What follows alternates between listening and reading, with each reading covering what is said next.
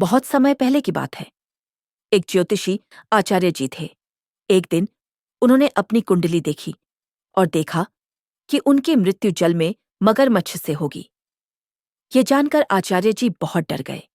उन्होंने तुरंत अपनी जमीन और खेत बेच दिए और रेगिस्तान में रहने चले गए।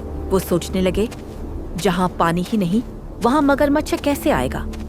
धीरे धीरे उनकी विद्या और बुद्धि की चर्चा दूर दूर तक फैल गई। एक दिन एक राजा ने उनकी ज्योतिष विद्या देखी और बहुत प्रभावित हुआ। राजा ने तुरंत उन्हें अपना राजगुरु यानी कुल पुरोहित बना लिया। कई साल बीत गए, लेकिन राजा को संतान का सुख नहीं मिला। फिर जिस दिन आचार्य जी राजगुरु बने, उसी दिन से रानी गर्भवती हुई। समय आया जब प्रयागराज में महाकुंभ लगने वाला था। राजा ने कहा, अब राजकुमार को कुंभ स्नान कराना ही होगा।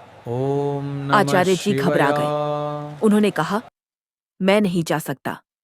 मैं दूर खड़े होकर मंत्र पढ़ूंगा, लेकिन गंगा में प्रवेश नहीं करूंगा। यह मेरी कुंडली कहती है।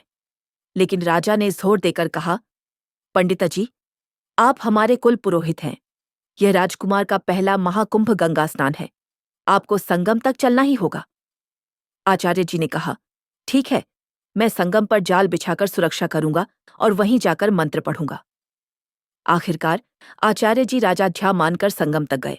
जब राजा, रानी और राजकुमार गंगा के संगम पर पहुंचे और सबने डुबकी लगाई, आचार्य जी ने मंत्र पढ़ना शुरू किया। तभी अचानक कहीं से एक मगरमच्छ निकल आया। सब लोग डर गए और वही हुआ जो आचार्य जी की कुंडली में लिखा था। आचार्य जी मगरमच्छ के द्वारा निगल लिए गए। राजा और रानी बहुत दुखी हुए, लेकिन उन्होंने समझा कि भगवान के विधान से कोई नहीं बच सकता। फिर भी राजा और रानी ने भजन और पवित्र कर्म किए। राजकुमार का नामकरण किया गया। राज्य में फिर से मंगल और खुशियां छा गईं। कहानी की सीख, भाग्य और कुंडली में जो लिखा है वही होता